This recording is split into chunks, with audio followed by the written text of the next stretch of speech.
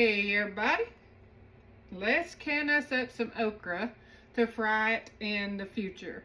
This is a very old recipe. I cannot give the person credit that I got it from. I do not remember where I got it. But it is an old recipe, and I remember my grandmother used to can okra, and I think this is the way she did it. As a kid, you don't pay that close attention, so... But you have, this makes 4 pints of okra, and so this recipe is for 4 pints. You wash and slice your okra up. You know how to slice it, about 1/4 of an inch or so, maybe a little bigger. Some of them are, some of them ain't. But you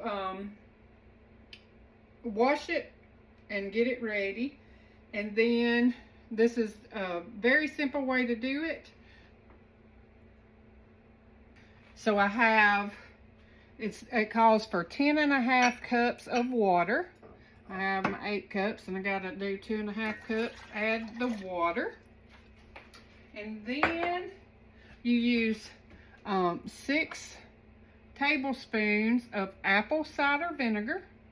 You pour it in, and then you use 2 tablespoons of non-iodized salt, or you can use cannon salt, just whatever salt, it just don't need to be iodized. And you bring that up to a boil. So I will stir this just to get the salt melted as it works up to a boil. But I have my jars in my oven heating up. They're sterilized.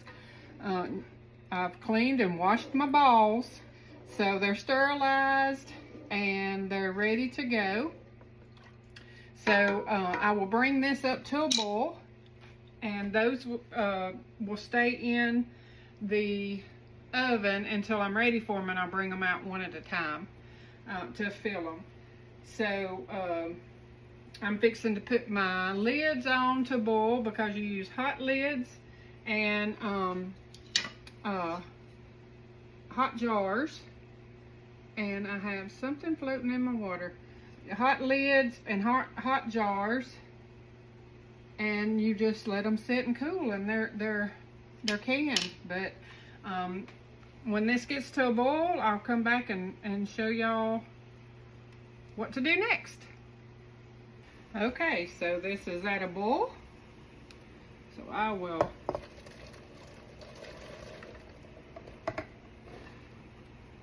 pour these in there. What we have to do is we have to get it back up to a boil. You don't want to stir this a whole lot. What I do with my... You don't want to stir this a whole lot. I've sanitized my stuff, so y'all don't gross out because I picked it up off the counter. But anyway, I'm just going to stir it enough to get these in here. If you stir it too much, you'll have a big sticky mess. I'm going to wait till this gets back up to a boil. And I'm going to set my kitchen timer for 8 minutes. When it starts to boiling again, I will start timing it. Okay, so it's boiling. I'm going to bring it down just a little bit because I don't want it to boil over. And I'm going to start my timer. And we're going to let this boil untouched for 8 minutes. I usually freeze my okra. That's the reason why I had to look up a recipe. But we buy a cow and a pig, and we have chicken that we kill and put in the freezer and stuff. So my freezer space, I'm trying to just designate only for meat, and I'm learning to put things in a jar that will be shelf stable a lot longer than it will be in the freezer, because after about a year the okra starts getting freezer burnt. So if you don't use it all in the year, it's burnt. If you can it, it lasts several years. It'll last 4 or 5 years in a can if it seals. then you're good to go for a good while. So I am going to try my hand at canning it. As you can see in the process as it's cooking, it's changing colors, and that's what we want. We want it to, this is more like a blanch, a hard blanch for the okra, and I just hope that it tastes as good. But you know, in the wintertime it ain't gonna taste fresh anyway, so it's just gonna be good to have some okra. This is the boiling process. As you see, it's getting kind of foamy, and I had to turn it down a little more because it was about to boil over, but it has stayed at a rolling boil. I haven't let it drop down past a rolling boil. This is what it looks like. We got about 2 more minutes of it to boil, but I'm just showing y'all the progress of how it looks. Alright, there's the timer going off. We turn the heat off, and I'm going to get the hot jar, 1 jar at a time, and fill it. Okay, we got our first hot jar out. I do it 1 at a time, just so that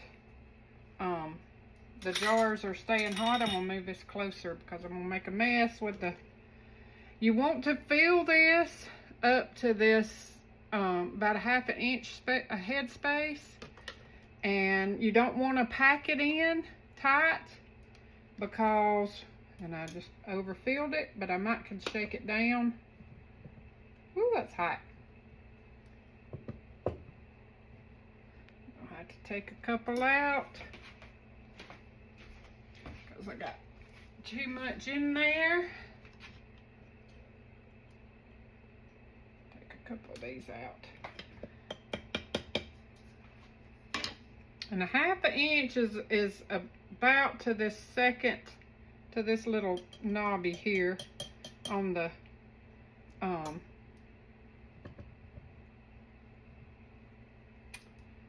jar.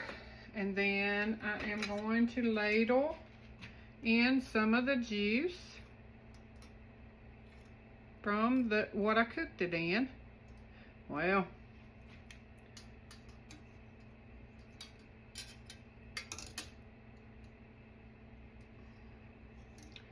so I'm going to ladle this in. I'm going to fill it up. I should have poured some of it in right there. I'm going to take my hot lid, I'm going to place it on, and I'm going to screw it on hand tight.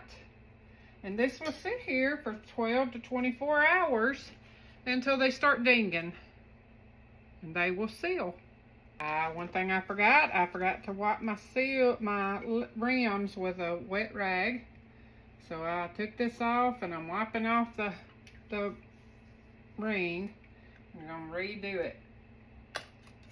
Don't know why I forgot that important step, but wipe your rims. And there you go. I got five quarts out of what I had, and I will let these sit. In a little bit I'll start hearing the lids ping. If they don't ping, I will have to fry them up tomorrow and eat them for supper tomorrow. If they don't seal, you need to eat them the next day. But there you have it, and you know what's in it.